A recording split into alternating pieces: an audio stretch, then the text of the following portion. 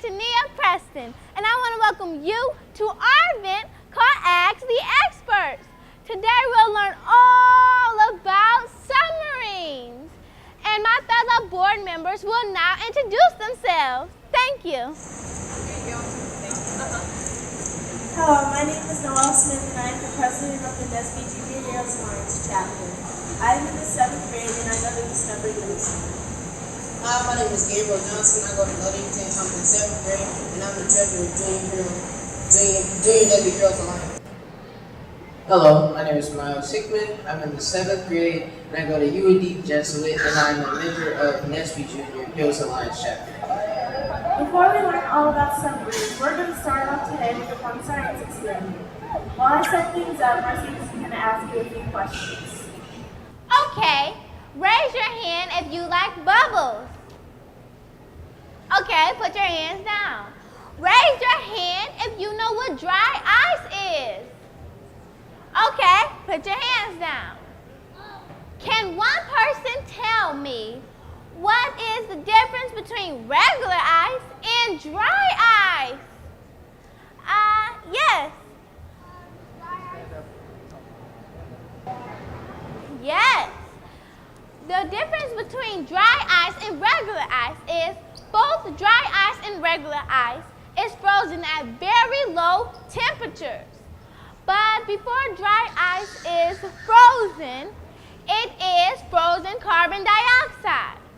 And before regular ice is frozen, it is just water. And dry ice freezes at negative 109.3 degrees. And regular ice only freezes at 32 degrees Fahrenheit. But the main difference is when the dry ice melts, it melts into carbon, it converts from a solid to a gas. And regular ice just turns back into a liquid. And that is the difference. Today's experiment, we're creating a dry ice bubble. When I drop the dry ice into warm water, carbon dioxide mixes with water vapor to create a gas, as you can see here. The layer of soap that was on the dry ice bubble acts as the rubber on a balloon. The oxygen we blow into the balloon acts as the water vapor and carbon dioxide in the dry ice bubble. As the balloon fills with oxygen, it expands. The dry ice bubble does the same thing. It expands until it can't anymore.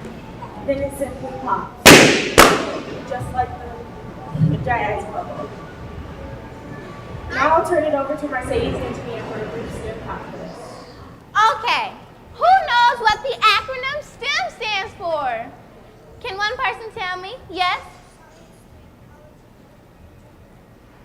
Yes, and he says science, technology, engineering, and math. Who can name a branch of natural sciences? Anyone? Okay, well, a branches can range from astronomy, natural sciences, biology, and physics. Who can name a type of technology? Yes. Yes, anyone else? Computer. Yes. It can range from your iPhone to your stove, from your iPad and your refrigerator. Who can name a branch of engineering? Yes. Say it again. Chemical engineering. That is one of them. Anyone else? Yes. But others are civic, mechanical, and electric engineering. Okay, who can name a branch of mathematics? Okay, well others are. Oh, anyone else? Okay. Well, it can range from geometry and topology, applied mathematics, foundations, arithmetic, algebra, and combinatorics. Okay, for last but not least, who can tell what's the difference between STEM and natural sciences? Can one person tell me? Was your hand up? Okay. Well, the difference is STEM is a bridge that connects science, technology, engineering, and math. And natural sciences doesn't have to include technology, engineering, and or math, but it can. And STEM, to be something that can cause STEM, has to contain science, technology, engineering, and math. And now I will turn it over to Miles, who will tell you about the STEM and submarines. Thank you. I have some questions. Who knows what makes a submarine unique or different? Yes. Its shape. Yes, its shape. Good answer. Yes. The light. The what? Light. It does have lights, but good try. Not the answer I'm looking for. Good answer. Yes. Yes, it does have much to do with how it's stable in the water. Does anyone know? Does anyone else know what makes a submarine unique? Okay. The submarine has a rounded cylindrical bullet shape so that it can go low depths without being crushed. It also has a very aerodynamic shape so that it is very fast. It's the only watercraft that can both submerge under the water and float on top of the water. Another question. Does anyone know what allows a submarine to both sink and float? Yes? Yes, that's the perfect answer. The water chamber. Does anyone else know? Okay. The answer is, within a submarine, there is a ballast tank. The ballast tank is filled with different amounts of air and water to either sink or float. The more water that's in the submarine, the heavier it is and it sinks. The more air that's in the tank, the lighter the submarine is and it floats. I will now turn it over to Noel, who will explain buoyancy, tell how it plays a role in submarines. Buoyancy is the physics principle that states that an object less dense than fluid will float in the fluid. It is defined by the ability of an object to float in water or air, or the power of a liquid to make an object float. An object's level of buoyancy is defined by several factors, including water pressure, density, shape, and size. Now let's look at a few different objects to test their level of density. First, we have this apple. Raise your hand if you think this apple will float. Okay, now raise your hand if you think it will sink. Can I get a volunteer from the audience to help me test it?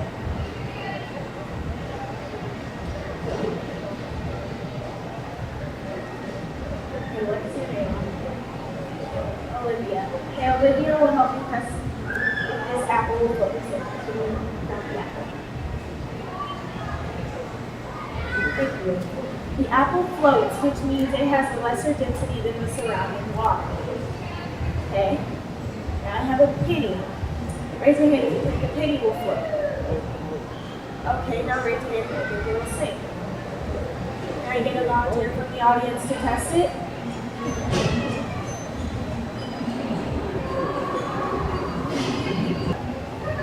What is your name? Okay, Abby is going to place the penny in the water. Thank you. So the penny sinks, which means its density is greater than the surrounding water. This is a candle. Raise your hand if you think the candle will float. Okay, now raise your hand if you think it will sink. Can I get a volunteer to test it?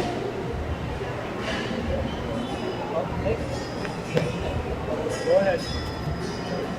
What's your name? Morgan. Okay. Can you please place the candle in the water? Thank you. The candle floats, which means its density is less than the surrounding water. Now I'm going to get a glob of peanut butter. Raise your hand if you think the peanut butter will float. Okay, now raise your hand if you think it'll sink. Can I get a volunteer to test it?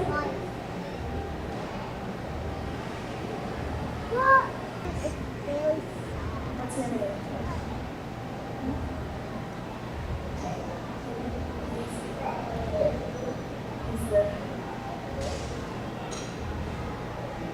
Thank you.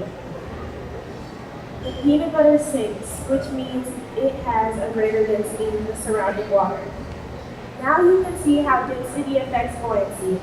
Later on in our math section, you will learn more about the ballast tanks and how they help to control the submarine's level of density, which directly affects its ability to submerge, or float. For now, I'll turn it over to Gabriel to explain how technology plays a role in submarines. There are many different technologies in the submarine allowed to operate. The two main technologies are the propeller and the ballast tank. The propeller is a large fan usually located in the rear of the submarine. Some submarines have up to 3 of these fans. These large fans are used to help move the submarine through the water and can be either man-controlled or computer-operated. Next is the ballast tank. The ballast tank is what allows the submarine to sink and float using a specified combination of water and air to float through the tank. And this is computer-operated. Now we'll turn it over to Miles to explain how engineering plays a role in the submarine. Okay. Engineering plays a major role in the construction and designing of submarines. I'm going to use this pop bottle as an example of a submarine. So let's talk about bullet shape. A submarine has a rounded cylindrical bullet shape so that it won't crush through the water pressure. Since the submarine is rounded on all sides, the water pressure will be equal on all sides and the submarine won't collapse because it's equal. This allows the submarine to go low depths without being crushed for research. Let's talk about speed. A submarine has a rounded tip and a long, smooth body so that water can easily glide over the submarine. This eliminates pressure against the water. If you had a box going forward in the water, you would find that it's harder for the box to move forward because it's like having a forced push against the water with its square sides. But with the submarine, the rounded tip and long, smooth body allows water to easily glide over, making the submarine go faster. I will now turn it over to Mercedes Antonia, who will explain the final STEM component, mathematics. Hello again. So as Miles said, I will teach you about the mathematics of submarines. To control its buoyancy, submarines have ballast tanks and auxiliary or trim tanks. And when the submarine is on the surface of the water, it is less dense than the surrounding water. When the submarine dives into the water, it is more dense than the surrounding water. It is a mathematical calculation on the water and air the crew wants the submarine to have to make it either sink and or float. In this demonstration, I will show you. As you see here, this is a bottle filled with air. As I gently drop it in the water, you see it is on the surface because it is less dense than the surrounding water. And if I take this bottle, which is half with air and half with liquid, I will gently drop it in the water. And as you see here, it submerges under the water. It isn't fully on the surface because it is more dense than the surrounding water, but not completely greater than the surrounding water.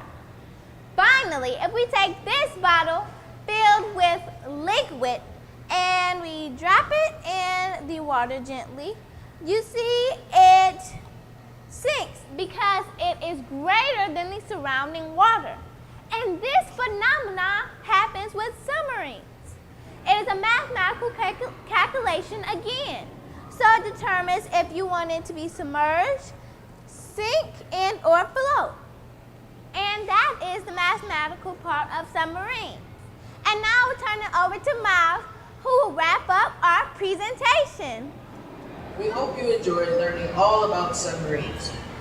Remember that there are many examples of science, technology, engineering, and math all around us. The next time you see or hear about a submarine, think about all the STEM innovation that went into creating it. We would now like to invite you to our information table around the corner, where you'll find more neat information. There will be 3 mathematical riddles. For every child who attempts and turns in their completed form will receive a small prize. Thank you.